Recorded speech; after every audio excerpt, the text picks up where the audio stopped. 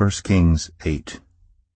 Then King Solomon summoned into his presence at Jerusalem the elders of Israel, all the heads of the tribes and the chiefs of the Israelite families, to bring up the ark of the Lord's covenant from Zion, the city of David. All the Israelites came together to King Solomon at the time of the festival in the month of Ethanim, the 7th month. When all the elders of Israel had arrived, the priests took up the ark, and they brought up the ark of the Lord in the tent of meeting, and all the sacred furnishings in it. The priests and Levites carried them up, and King Solomon and the entire assembly of Israel that had gathered about him were before the ark, sacrificing so many sheep and cattle that they could not be recorded or counted. The priests then brought the ark of the Lord's covenant to its place in the inner sanctuary of the temple, the most holy place, and put it beneath the wings of the cherubim. The cherubim spread their wings over the place of the ark and overshadowed the ark and its carrying poles. These poles were so long that their ends could be seen from the holy place in front of the inner sanctuary, but not from outside the holy place, and they are still there today. There was nothing in the ark except the 2 stone tablets that Moses had placed in it at Horeb, where the Lord made a covenant with the Israelites after they came out of Egypt. When the priests withdrew from the holy place, the cloud filled the temple of the Lord, and the priests could not perform their service because of the cloud, for the glory of the Lord filled his temple. Then Solomon said, "The Lord has said that he would dwell in a dark cloud.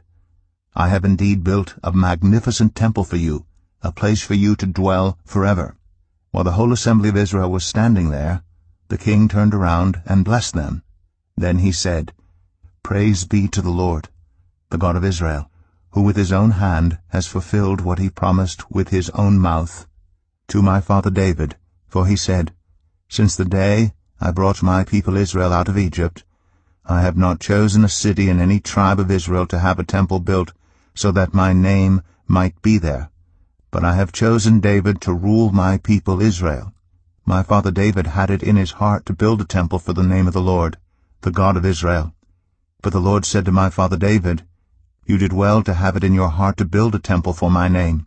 Nevertheless you are not the one to build the temple, but your son, your own flesh and blood, he is the one who will build the temple for my name. The Lord has kept the promise he made. I have succeeded David my father, and now I sit on the throne of Israel, just as the Lord promised, and I have built the temple for the name of the Lord, the God of Israel. I have provided a place there for the ark, in which is the covenant of the Lord that he made with our ancestors when he brought them out of Egypt." Then Solomon stood before the altar of the Lord in front of the whole assembly of Israel, spread out his hands toward heaven, and said, "Lord, the God of Israel, there is no God like you in heaven above or on earth below, you who keep your covenant of love with your servants who continue wholeheartedly in your way.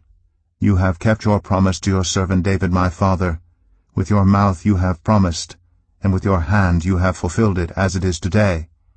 Now, Lord, the God of Israel, keep for your servant David my father the promises you made to him when you said, 'You shall never fail to have a successor to sit before me on the throne of Israel, if only your descendants are careful in all they do to walk before me faithfully, as you have done.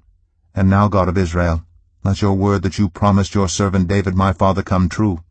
But will God really dwell on earth? The heavens, even the highest heaven, cannot contain you. How much less this temple I have built? Yet give attention to your servant's prayer and his plea for mercy, Lord my God. Hear the cry and the prayer that your servant is praying in your presence this day. May your eyes be open toward this temple night and day, this place of which you said, 'My name shall be there,' so that you will hear the prayer your servant prays toward this place. Hear the supplication of your servant and of your people Israel, when they pray toward this place. Hear from heaven, your dwelling place, and when you hear, forgive. When anyone wrongs their neighbor, and is required to take an oath, and they come and swear the oath before your altar in this temple, then hear from heaven and act. Judge between your servants, condemning the guilty by bringing down on their heads what they have done, and vindicating the innocent by treating them in accordance with their innocence. When your people Israel have been defeated by an enemy because they have sinned against you, and when they turn back to you and give praise to your name, praying and making supplication to you in this temple, then hear from heaven, and forgive the sin of your people Israel, and bring them back to the land you gave to their ancestors. When the heavens are shut up, and there is no rain because your people have sinned against you, and when they pray toward this place and give praise to your name, and turn from their sin because you have afflicted them, then hear from heaven, and forgive the sin of your servants, your people Israel. Teach them the right way to live, and send rain on the land you gave your people for an inheritance. When famine or plague comes to the land, or blight or mildew, locusts or grasshoppers, or when an enemy besieges them in any of their cities, whatever disaster or disease may come, and when a prayer or plea is made by anyone among your people Israel, being aware of the afflictions of their own hearts, and spreading out their hands toward this temple, then hear from heaven, your dwelling place. Forgive and act.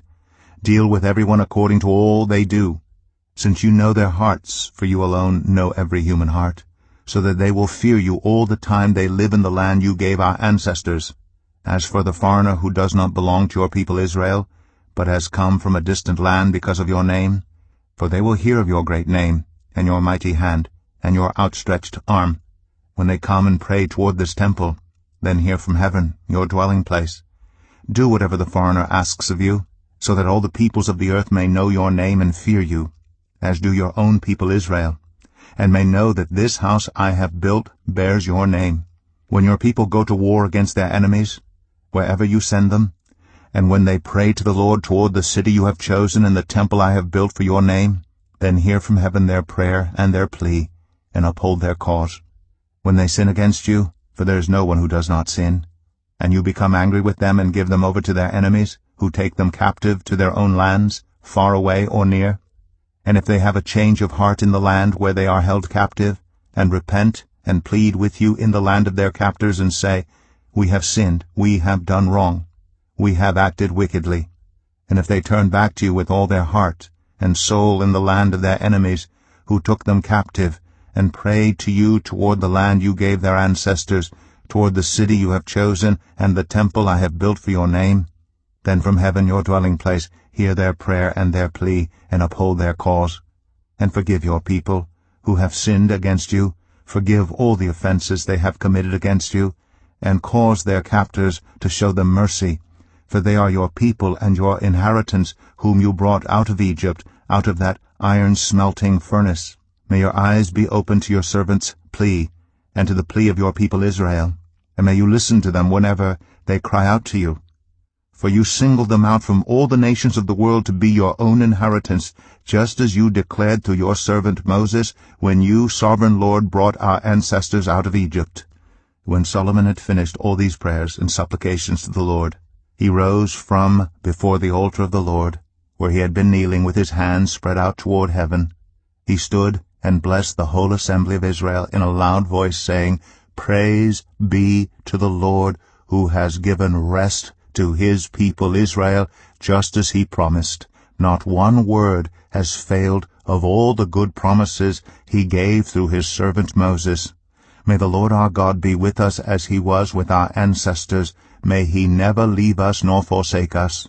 May he turn our hearts to him, to walk in obedience to him, and keep the commands, decrees, and laws he gave our ancestors. And may these words of mine, which I have prayed before the Lord, be near to the Lord our God day and night, that he may uphold the cause of his servant and the cause of his people Israel according to each day's need, so that all the peoples of the earth may know that the Lord is God, and that there is no other. And may your hearts be fully committed to the Lord our God, to live by his decrees and obey his commands, as at this time. Then the king and all Israel with him offered sacrifices before the Lord. Solomon offered as sacrifice of fellowship offerings to the Lord 22,000 cattle and 120,000 sheep and goats. So the king and all the Israelites dedicated the temple of the Lord. On that same day the king consecrated the middle part of the courtyard in front of the temple of the Lord. And there he offered burnt offerings, grain offerings, and the fat of the fellowship offerings, because the bronze altar that stood before the Lord was too small to hold the burnt offerings, the grain offerings, and the fat of the fellowship offerings. So Solomon observed the festival at that time, and all Israel with him, a vast assembly, people from Lebo Hamath to the Wadi of Egypt. They celebrated it before the Lord our God for 7 days, and 7 days more, 14 days in all. On the following day he sent the people away. They blessed the king, and then went home, joyful and glad in heart for all the good things the Lord had done for his servant David and his people Israel.